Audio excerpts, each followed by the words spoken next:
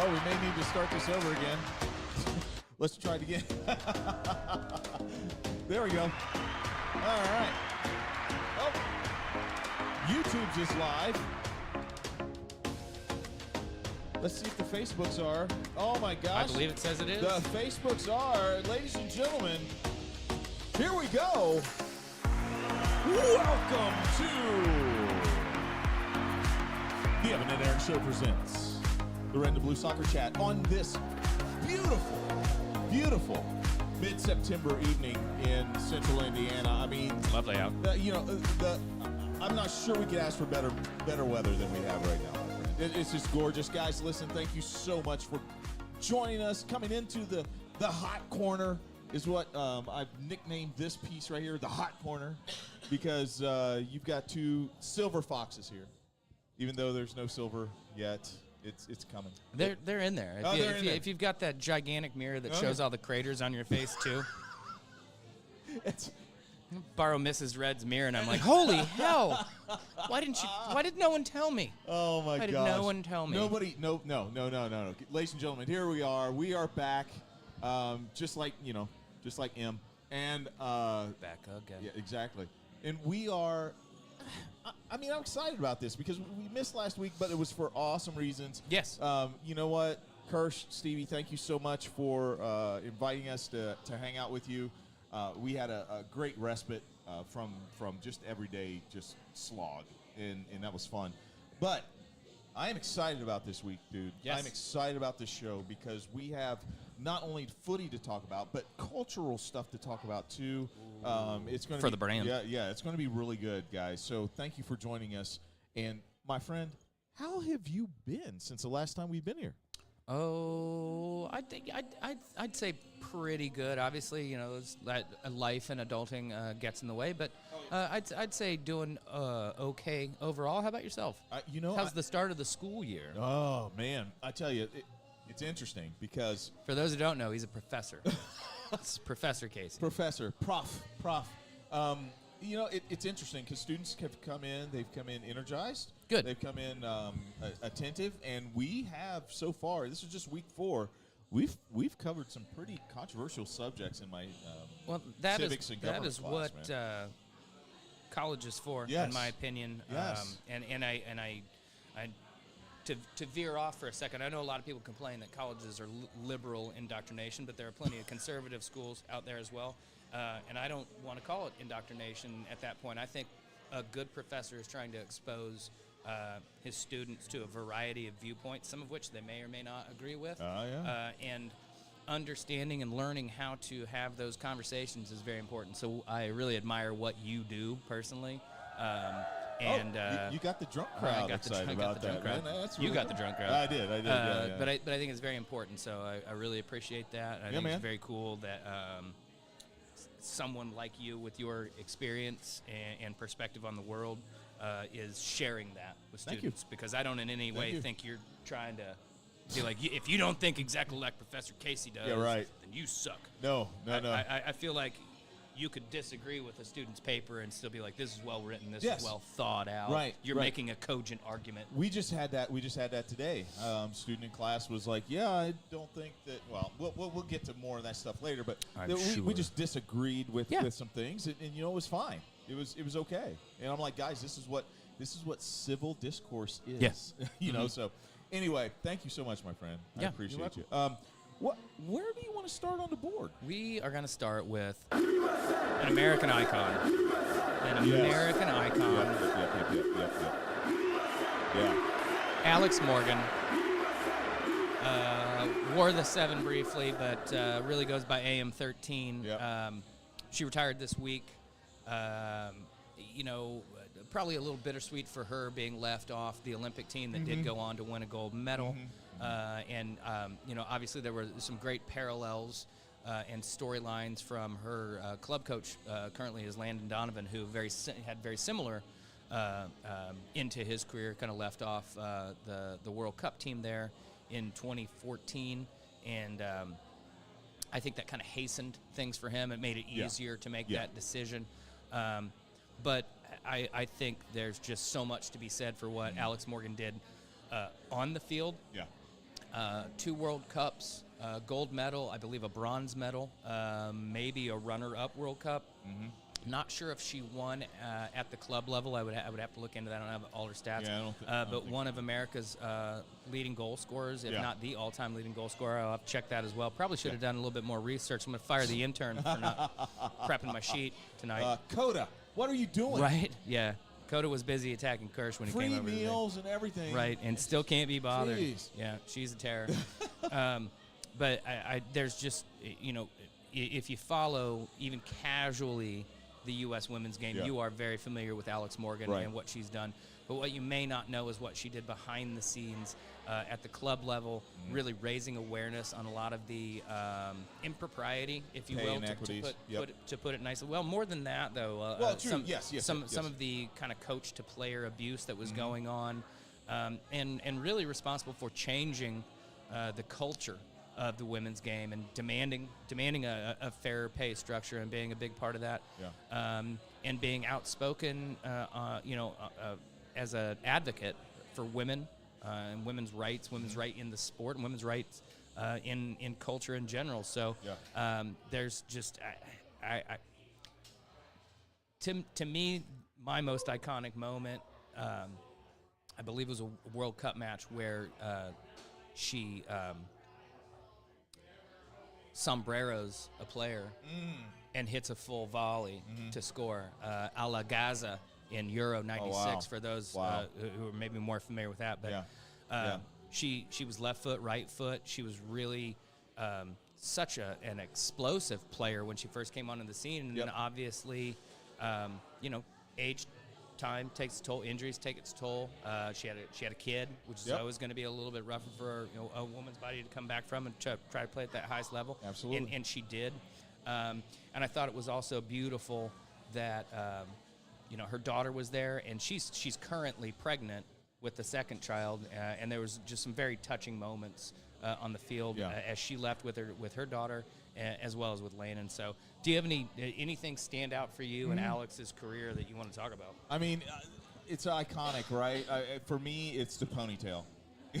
It's the ponytail. Like I whip my hair back and right, forth. exactly. She's got a motor that doesn't stop, and that for me, it makes her one of the elite players that we've ever seen. Alex Morgan, there was a time in her career not too long ago where you knew if you got the ball in the box and Alex Morgan was around, there's a good chance that you're going to score. Yeah. She's got that killer instinct. She has that swag about her. She knows that when she steps onto the field, she's one of the best players there. Yeah. And you have to have that as a striker. You have to have that swag. You've got to have that swagger. And she had it. And I think for me, that's what made her so appealing to watch, is that she took charge in the area that she needed to. Yep. Was she a master at passing? She was okay. Was she okay getting back on defense? Yeah, she was, because she hustled. But my God, the surgical precision she had in the front, it was just amazing.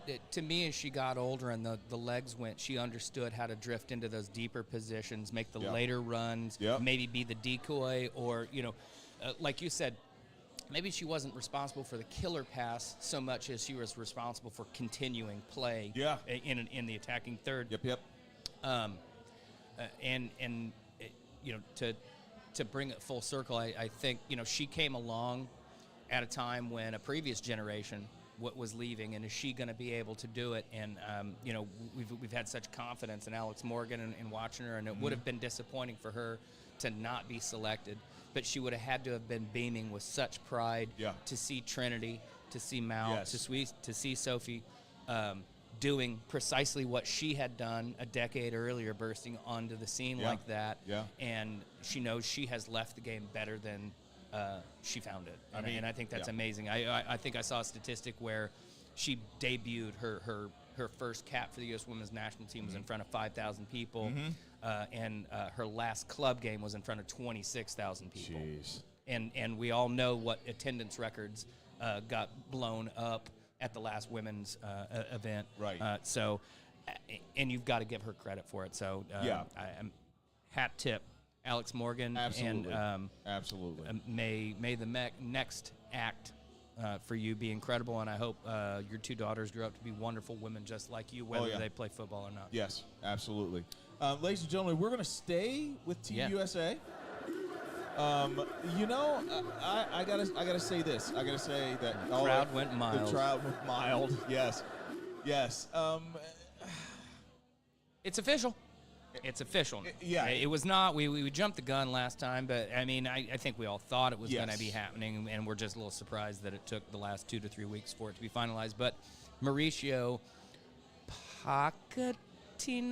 At this point, we're Americans. We can pronounce it however we want. Well, the problem is the English don't care to get pronunciations right. No, they don't. So they don't. then we're misinformed, and he never talks about himself. So. Pochettino. I think that's what it is. But anyway, wouldn't it be interesting if it was actually Pochettino?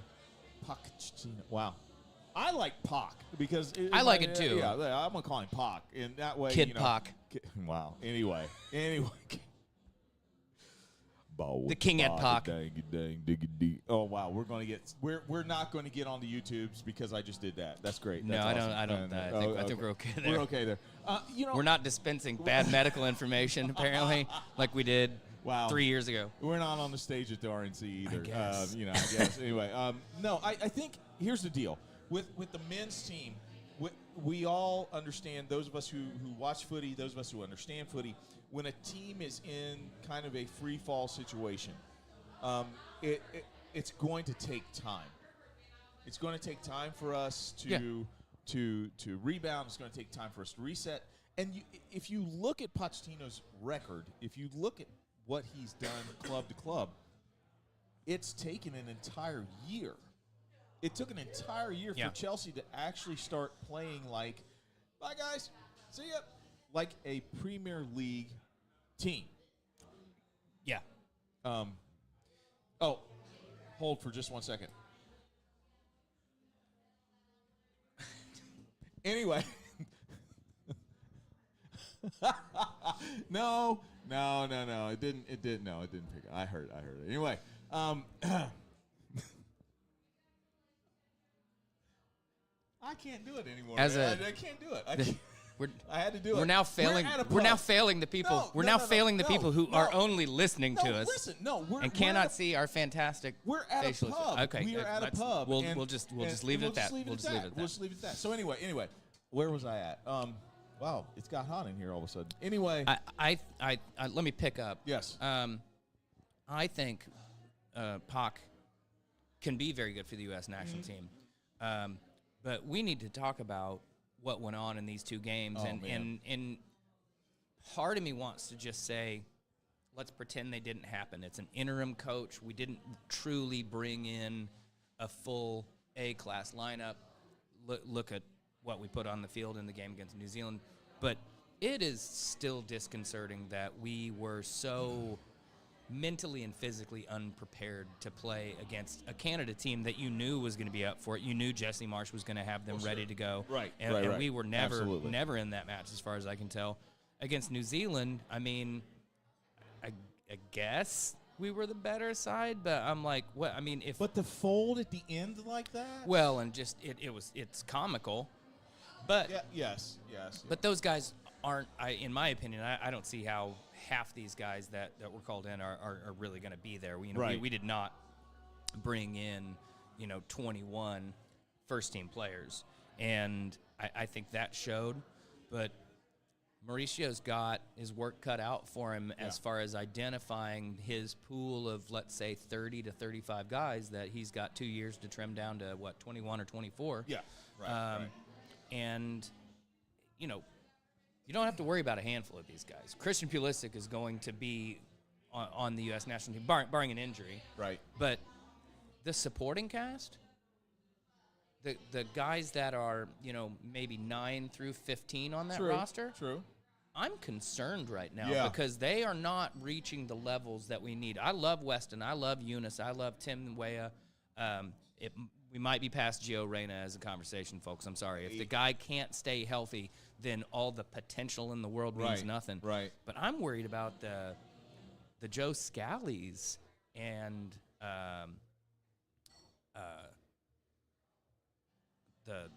Malik Tillman, are these guys going to be able to step in the way that a Jermaine Jones, who wasn't, who developed his game, but let's face it, it was very late in his career, but he found a way to contribute. Yes. I just have a question mark over these guys, and that is going to be, I think, a marker of what Mauricio, what the ceiling is with this team, because our first 11, I feel pretty good about against at least the top 5 teams in the world.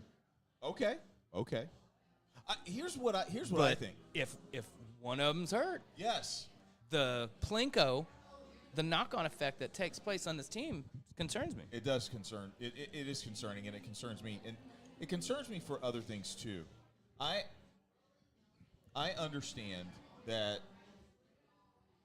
I understand that you have players that Soap are. in the men's room is amazing. Oh, that's awesome. It's really nice. It's very good. Wash your hands in the bathroom. Tab Fishers. I mean, wash your hands, period. But yeah, exactly. My problem is that you don't come to a match where you're representing your country unprepared. You don't come to it with 100%. I don't care if you are a bench player. I don't care if you're Yunus Musa or Christian Pulisic. You come and you give 100%. There was a lot wrong, yeah. These guys, it seemed like they, as soon as something didn't go their way, like it just seemed like it took so much for them to just get back up, to get back into the game, back to the match. And the silliness that happened at the end of the New Zealand match, it still blows me away. It shows a lack of focus, mental focus for 90 minutes, 100 minutes. I know that it was 10 minutes of injury time or extra time, whatever you want to call it nowadays. But I'm sorry, going in that's a possibility, and you have to be prepared to deal with that. And I'm thinking we made all our subs, so there still should have been some fairly fresh legs out there. It wasn't like New Zealand was running us ragged for this match. So just frustrating to see that, and you could see the frustration on Pulisic at the end of the match, and he was very angry and pretty much called out the mentality, the mental weakness that they demonstrated. And I think that was a direct comment to Mauricio Pochettino to say, we need you to come in and kick our ass. Yes. I'm good at I've been good at these places because some manager came in and challenged me to be better than I've been previously. And I don't think Greg Berhalter did that. No. And what is telling is, guys, if you don't know, if you didn't get a chance to see this, go back and watch. ESPN has a quick 1.5 minute video of players reacting to Pochettino coming in. And it's exactly what you're saying. Yeah. I think every player that they interviewed said, we hope that he can come in and establish a rhythm, a new culture, something like that. Yeah. Because I think you hit the nail on the head in the fact that I think these players really do want to be challenged. They want to grow. Any great player wants to be challenged. They want to grow, and they want to develop their skills to a point to where we in 2028 or 26 can really challenge. Which is why I want to kind of go back and address some comments that got made previously from former U.S. players and pundits in America accusing these players of saying they wanted Berhalter because he didn't challenge them. It was easy for them. And I think the reality is, as a player, you better be damn sure if you decide to come out and say, this is the wrong manager for us. Yes. Especially at a national team level where you may never play for the national team again if U.S. Soccer, especially if all people decide you undercut us. Yes. Certainly at the club level, I've seen some players believe that they have the power, and it's interesting when they do and when they don't, because one of you's got to go. Right. Right? Saw what happened with Jadon Sancho. We saw what happened with Zlatan and Pep. Yes. We've seen this play out. So you're not going to get Christian Pulisic saying, yeah, Greg Berhalter is weak. He does not know tactics at the same level that we need to be playing at. He's not going to say that. And I think these former players and pundits should have known that, and it's an unfair criticism in my mind. Yeah. You're just not going to do that. You're not going to come out on public TV and be like, you know what, my boss sucks ass. Just sucks ass. Unless you are there specifically to make that change and say, if I get cast to the wayside because of this, it's for the greater good. Christian Pulisic wants to be the captain of the national team. Yes, he does. You're not going to say Greg sucks. Do you think that that's a question for you? Do you think that the reason why the pundits and the media kind of went that way is because they know that Christian Pulisic wants to be the leader, the leader of this team, and they want him to step up and say the things that the media should have said in the first place? They're trying to put it on him. It just well, seems like they want their cake and eat it too. Yes, exactly. You've got Alexi who likes to toss verbal hand grenades, and while he was the face of the team, at times he wasn't outspoken like that. Yeah. And he of all people should recognize a moment when you have a falling out with a manager. I mean, he got selected for the '98 World Cup, and I think he played like 5 minutes of garbage time. Yeah. Like he was basically said, "Nah, you don't play anymore." And there's a lot behind it, but of all people, you should know, like, are you dying on the cross here? Right. Say, is that what you Right. want? Christian Pulisic still has plenty of career ahead of him. So for him to come out, I don't know. We've gone off on a tangent. I think No, I don't think the it's a tangent. reality I think this is, is- I think Pac is a positive. Yep. Certainly one of the higher paid national team managers in the game now. Yeah. And we've seen some good results from him in his career. Maybe they were bad situations overall. I don't think Yep. Chelsea did him any favors. But maybe having this level of control, and obviously the U.S. national team never had somebody Right. of this stature. Really, I know Jurgen Klinsmann as a player, but I don't think we've ever had anybody. He didn't have that status as a manager Right. in the way that I think Pac does. So I think this could be a very positive thing. Hey, we want to real quick send a shout out to people who are watching us. Number one, hey, Cliff, thanks for watching us. Ty, thanks for being here. Ty says, nice haircut, Aaron. Thank you. Hey, man, you've been getting compliments on that, man. It's clean. It's clean. Mrs. Blue is watching. Hey, Mrs. Hi, Mrs. Blue. How are you? So let's move to our respective teams, and let's talk about them. Which one? Go for it.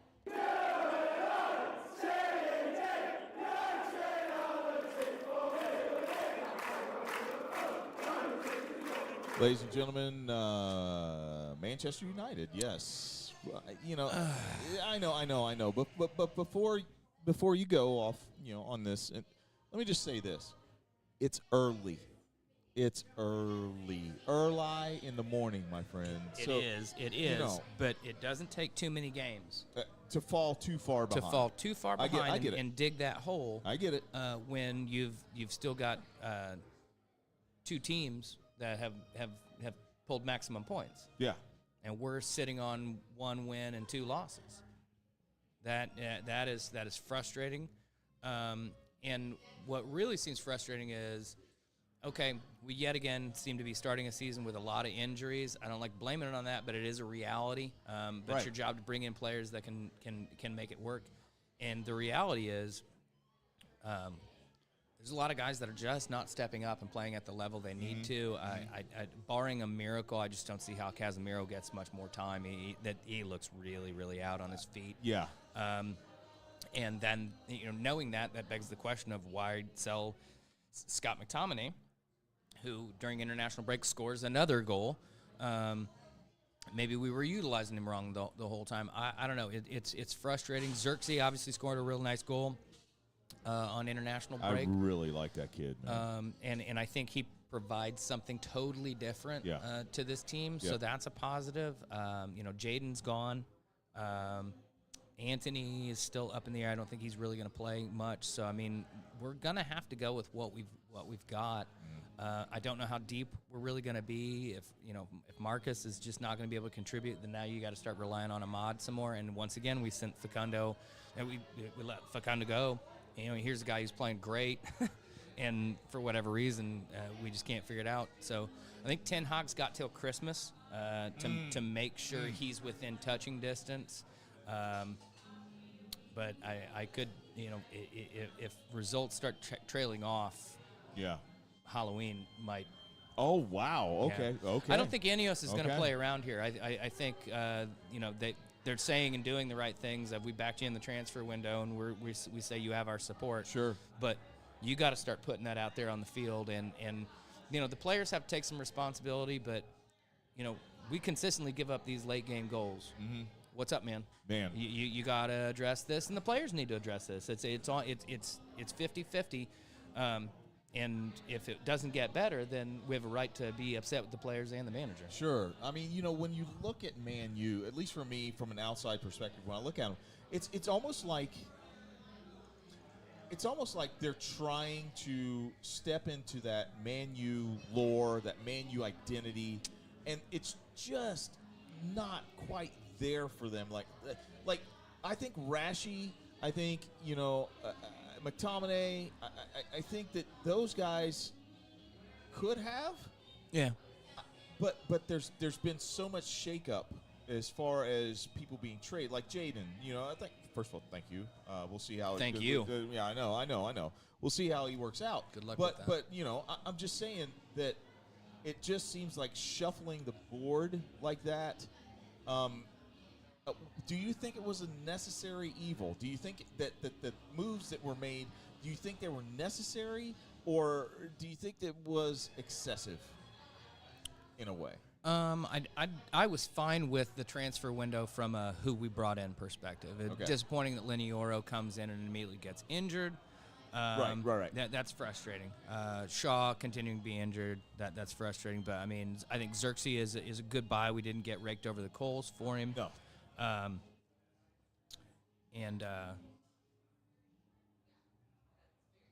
Delict, although Delict had had 2 howlers over the international break, so maybe Bayern Munich knew something that we didn't. Yeah. We're going to pause for station identification, and we call that the lovely ladies, the Chatham Tap Fishers. As ever, thank you for letting us broadcast from here. As you can see from the scroll, they'll be open 7:30 on Saturday, 8:30 on Sunday.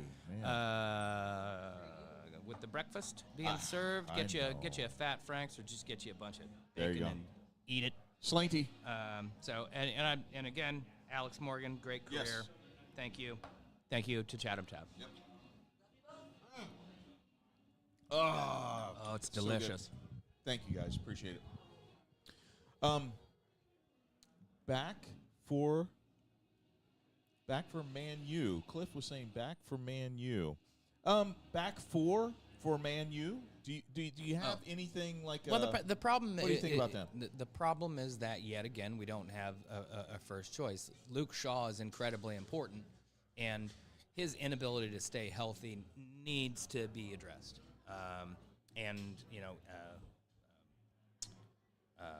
God, he's played so little that I can't even remember his name. The little Dutch kid. Forgive me. Oh, intern time. Time. But, he was brought in to provide competition, and he was out the entirety of last year. So, we've been playing guys out of position at left back.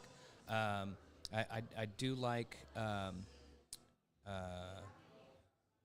Nasraoui. I think he's been interesting. He can play left side, right side. Obviously, Diogo has improved. I think our best 4 would be Luke Shaw, Martinez, Delict, and Dalot on paper if we were playing footy manager. But there you go. half of them can't stay. Terrell Malacia is who I was thinking. Okay. But half of them can't stay healthy, and when you start shuffling that back 4, bad things happen. Yes. If Delict can't be capable of being a progressive center back, then you have to play Harry Maguire or Victor Lindelof, who are much more traditional. And to be fair, Harry has played very well over the last year. But Erik ten Hag wants to play a high line and play balls out of the back and be progressive from the back. And Harry's a good passer, but he needs the space to do it, and the lines need to be a little bit different for him. And you certainly don't want him getting turned at midfield. No, you don't. Martinez needs to stay healthy. I don't know much about Lineoro. Obviously, comes highly rated. Yep. And could really be a help. But again, we've got too many players that, FIFA might say they're an 83, but if they're not healthy or they're not playing up to that level, it doesn't matter. So and then from the base, Casemiro cannot be relied upon at this point. So do you just say, all right, we're going to put Collier in, and we're going to, blood this kid, and he's going to have to swim in the deep end of the pool and deal with it? Kobe,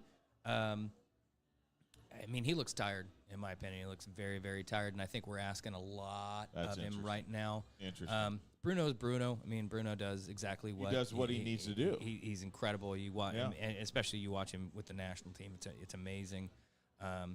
Garna is going to need to continue his progression. Marcus is going to need to find his feet again. Ahmad seems to be able to contribute. Rasmus needs to get healthy. I don't think Xerxes can play that single role up top in the way that Rasmus can. He's a different kind of player. I'd rather see us in a 4-1-3-2 with him dropping off of Højlund a little bit or something like that, or maybe a false nine-ish kind of thing. I was going to say, would a false nine work for them right now? Not really. I think that. No? I think if we're going to play a false nine, it's Bruno. Okay. I think he's got a little bit more. That makes sense. But then it just you start moving the pieces around a little bit too much. So I don't think we know a best 11 yet, and we may not if guys can't stay healthy. And I mean, to transition to you, I mean, I think we see the same thing. In Kunku was basically unavailable all season long for you last year. We've got to do it. It is the theme. Is Jadon Sancho going to be able to contribute? Is Joao Felix going to be the player that he was 2-3 years ago, or is he going to be the guy that has kind of disappeared from the trajectory? Let's switch over. I mean, we really having similar issues. Yeah. Ownership changing, management changing, not as much for us, but still, I mean, has been. So how are you feeling going into this matchup against Bournemouth, who are an unpredictable squad so far? So I thought long and hard about this, and I have 3 words for you. I don't know. I mean, that's it. I don't know. I mean, this squad is – I think you can kind of expect this. I think that if Pochettino was still here, I would be like, wait a minute. We kind of solidified ourselves at the end of last season. Let's pick up from there. Let's keep going. But because of what you said, as far as the management change, I like Enzo. I think he's fine. Maresca is a good manager. He's proven that he can manage teams really well and get results from them. I just think that once again, unfortunately, Blues fans, we are in a position of flux. Yeah. I hate to say this, and I hate to keep saying it, but we're just going to have to watch game to game. Yeah. And try and hope that there is a more reliable Chelsea squad that they put out every single week. Because what we see now is an up and down type of thing. We don't know who's going to show up. Is the Wolves team going to show up? 6-2? 6 goals in one game? Yeah. Or are we going to play like we played against Crystal Palace, score a goal, get meek, very reticent in that match. Honestly, I felt like you could have lost that match. Yes, absolutely. Playing on our heels for the rest of the match. I literally saw it coming. I knew that Chelsea was not going to hold on to that lead just simply by the way they were playing. Yeah. And I think that is indicative. It's frustrating as a fan. It's frustrating as a fan, but it's indicative of, in my opinion, players not quite yet grasping the plan from the manager, or, and this is the scary part, really not wanting to grasp. Well, I mean, I think let's give the players enough credit to say they're trying to buy into something new, but, we've talked about this before. Every time you turn over a manager, you turn over players. Yeah. You got to explain what the new system is. Do the players want it? Do the players fit it? Right. Maresca is now back to square one looking at this team. Obviously said Raheem Sterling is not part of my plans. Right. He's gone. And I think that was probably good for everybody. He actually, crazy to say, I actually think he might really flourish at Arsenal so long as he accepts that he's going to be coming off the bench. Yes. But I think he's 30, 31 years old maybe. So as a player and obviously what he's been through in the last few years, if he can accept that, I think, sadly for us, he could really find his footing there because that team creates chances. Oh, yeah. And he needs that. He needs the good, clean chances, but he also links up well. Yes, he can really be. Helps, so he can be an Olivier Giroud type player for them. But that opened things up. Now you don't have a player that's in the squad that's a little mopey. Let's face it. Right. No matter how professional you want to be, if you are not getting your minutes, it's real hard to be like, hey, come on, guys, let's go. Yes.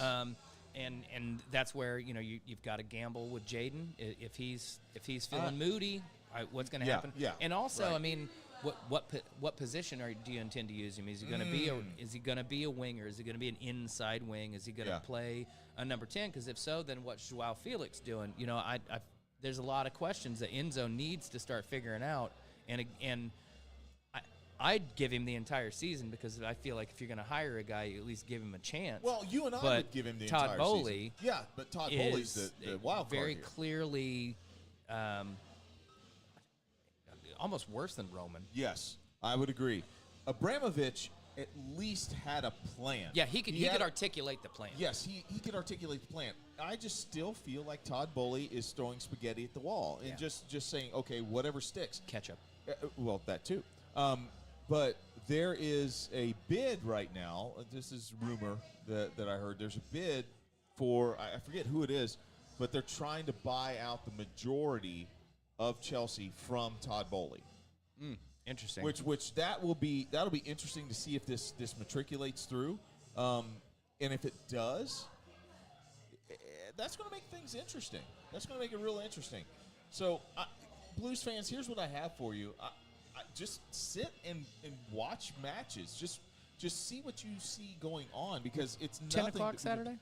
No, that's it's a 7:30 match, I think. No, we're the 7:30 match. Oh, you guys are 7:30. Yes. Let's see. Also, I believe the Manchester United supporters group no, will 3 be p.m. 3 p.m. That's why I made the joke of we'll be getting here early and staying late. There you go. So 3 p.m. Wow. Guys, listen. If you make it from 7:30 all the way through to the end of the match, there will be prizes handed out.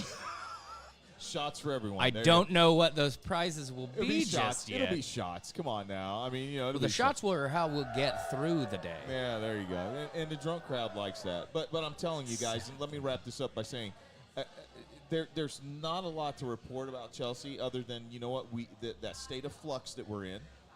And I think that it's just mandatory that we stick with it, that we just continue watching the development of this club under Enzo Maresca.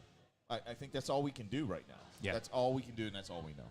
So, with that being said, ladies and gentlemen, we are transitioning for the people who are watching this, guys. We're getting ready to transition to some stuff. Okay, we're moving away from footy, but we're going to be talking about some important stuff. This stuff is going to be talking more about cultural things that have happened, and we are specifically talking about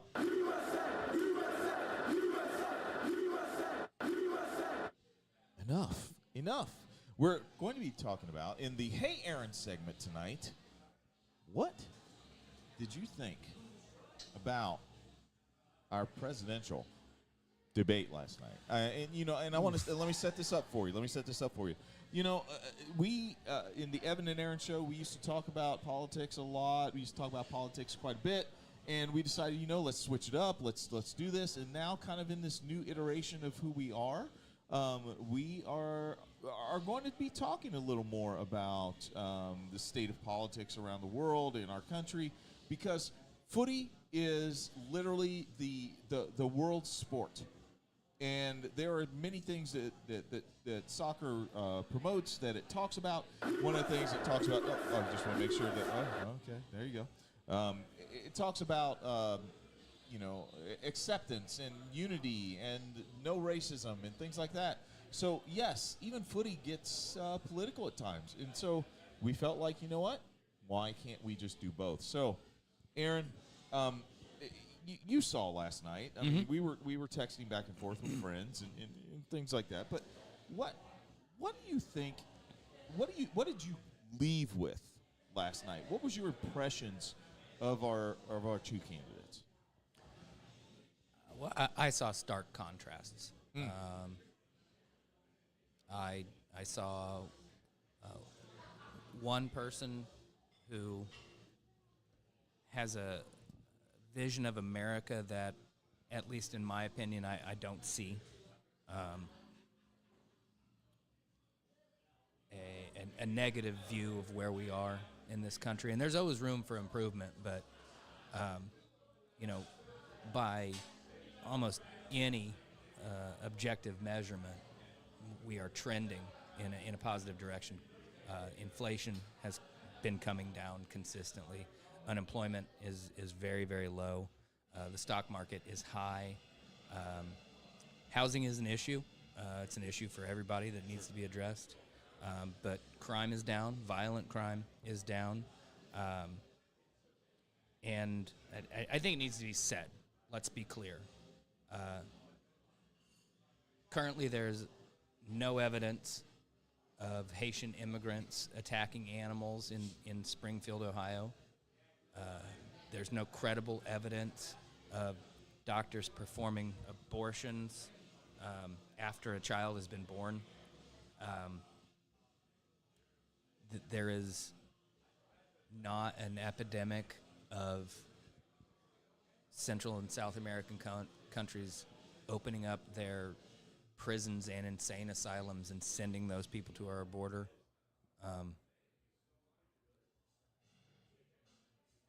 And there was just a lot of fear and hate from that particular candidate and a poor vision of the future of America. Contrasted by somebody who has a positive viewpoint of things. And this is where I think the main distinction is. She set forth some policy. It could have been more policy dominated, but let's face it, these things don't get a lot of policy. But she was willing to set forth ideas rather than say, I have the basic concept of a plan for things. She's thought things through. You can disagree with that. Adults can disagree with how a policy should be implemented. But it was definitely a contrast in a vision for the future of this country. There's one that's divisive and there's one that's inclusive. There's one that says I intend to treat people as hostile and my enemies and persecute and prosecute them, and another who says we may have differences, but I intend to be your advocate and your leader regardless of those things. I find it frustrating that we're at this point, without getting too disparaging. I mean, we saw an arch prosecutor addressing a felon and, really cross-examining a hostile witness and really leaving traps for him all over the place. Look, I didn't go in expecting to have my opinion changed, as people on the opposition did as well. If you don't like the way she smiles, if you don't like the way that she kind of sarcastically laughs about certain things, then last night turned you off even further. Yeah, But I think you need to ask, the question of not just are we better off than we were 4 years ago, because it's really an absurd question.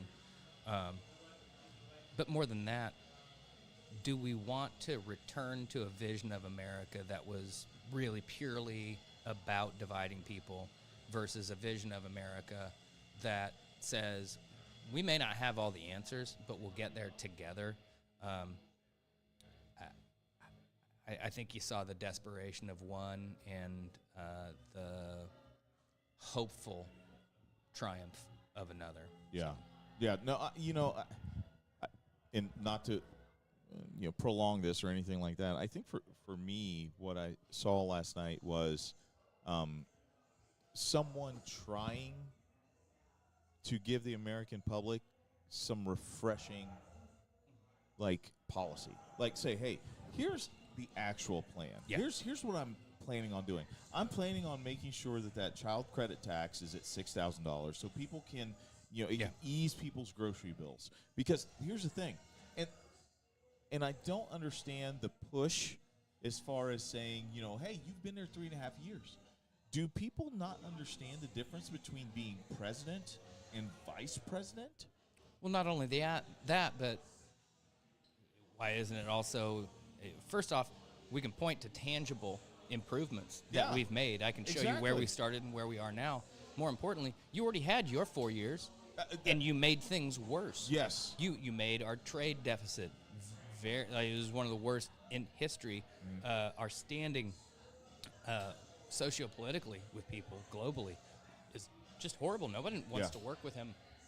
So it really is just mind-boggling that it's close. Yes. It's mind-boggling that he's allowed to be there in the first place, but whatever. No. I get it. But it's mind-boggling that there's still people who just can't bring themselves, and it makes me sad because I thought we were a little further along. Well, and let me just say this, and let me be clear.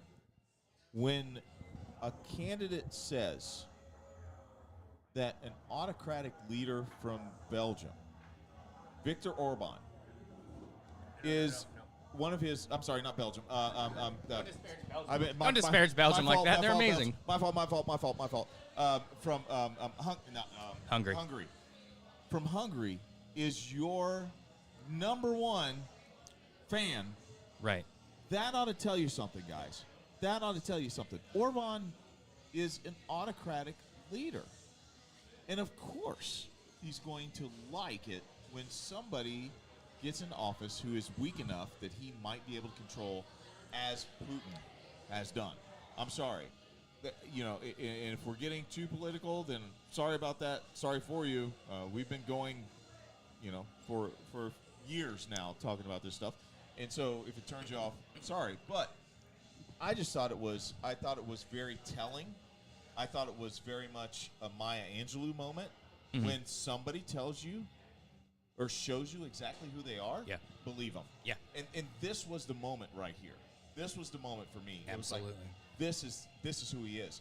And for those people who are still thinking about voting for Trump, yes, Trump is who he is, guys. If you expected something different last night, there is, I'm sorry for you. Trump is Trump. He's going to be who he is. And that should be enough to show you the difference between the two candidates. It should be. I mean, that's all I'm going to say. I mean, that's all I got to say. Do you have anything else to say about this? No, I think I've made it pretty clear. There you go. All right, ladies and gentlemen, we have reached the final piece of our show, and it is literally my favorite piece because I get to shut up and just sit back and listen to the wonderful musings of my friend over here, Aaron. This is Aaron's final thoughts. Guys, thank you so much for joining us tonight. Blues fans, don't worry about it. Reds fans, look, it's okay. It's going to be all right. It's going to be all right. It's early. We're gonna be fine. So, saying that, my friend, it's your final thoughts. What have you got for us? Thank you so much for joining us tonight, guys. What you got for us, my friend?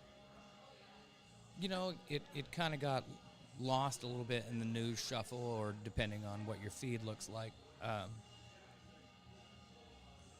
But 13 years ago this morning, I drove to work and was listening to the news and had a surreal experience because at pretty much the exact same time I was being informed of what was going on the morning of September 11th, 2001. I was driving westbound on, is it New York or Michigan that takes you in? I think Michigan goes in. And at the same time, I was learning about what had just, or what was in process of happening. The silhouette of a plane flying over in Indianapolis had the perspective of, flying toward a building. And it was just a crazy moment. And I went to work at a place in the Mile Square downtown. And it was immediately told to turn around and go home. They were evacuating all downtown metropolitan areas in the United States at that point. We knew enough to understand that we were somehow under attack and didn't quite know the extent of it.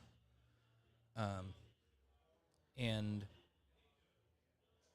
as that day wore on, and in the aftermath of that, a lot of people who had just been through another contentious election and had sort of rend the fabric of what our democracy is supposed to stand for and how is this supposed to work. And with perhaps a leader that many of us thought was not qualified, didn't win, was a bit incompetent. But the reality is, in the face of this grotesque act, we did come together as a country. The Rudy Giuliani of 2001, sadly, is not the one of today, but he did help. History gives us time to look back, and maybe George did exactly the right thing in that moment, not panicking in a schoolroom, not bringing more fear to people. But what I know is we came together as a country and said, we are better than this. We are better than our differences. And we have a moment to do that again. And I'd like to think I'm seeing a groundswell of people who aren't Democrats, are not liberal in thought, do not support their, they call it the quote-unquote woke agenda, but are recognizing the need for us to move forward as a country from this chaos. And I think this is a moment that we can do something amazing historically for our president, but we can move forward and begin to heal. We can put this, to quote someone who said it better than me, this long national nightmare can end. We can say that we do not stand for this. We belong together. We are stronger together. Our differences, while at times confusing and sometimes hard to understand and move through, can only be gotten through if we stand together and do it.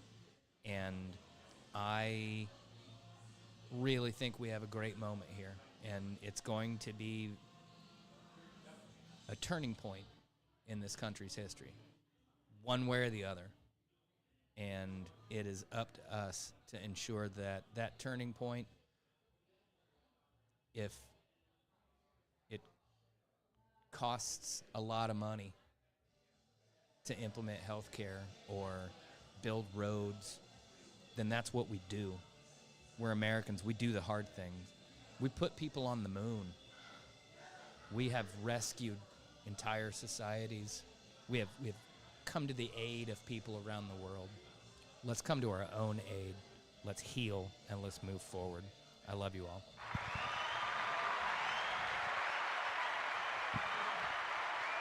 I love you, my friend. I really do, man. Ladies and gentlemen, thank you so much. This is the way we bring it every single time, man. We just say it like it is, and this is what I appreciate about just working with this guy right here. Guys, listen, thank you so much for joining us. We appreciate every single one of you. #BlackPeopleVote. #SayGay. Peace.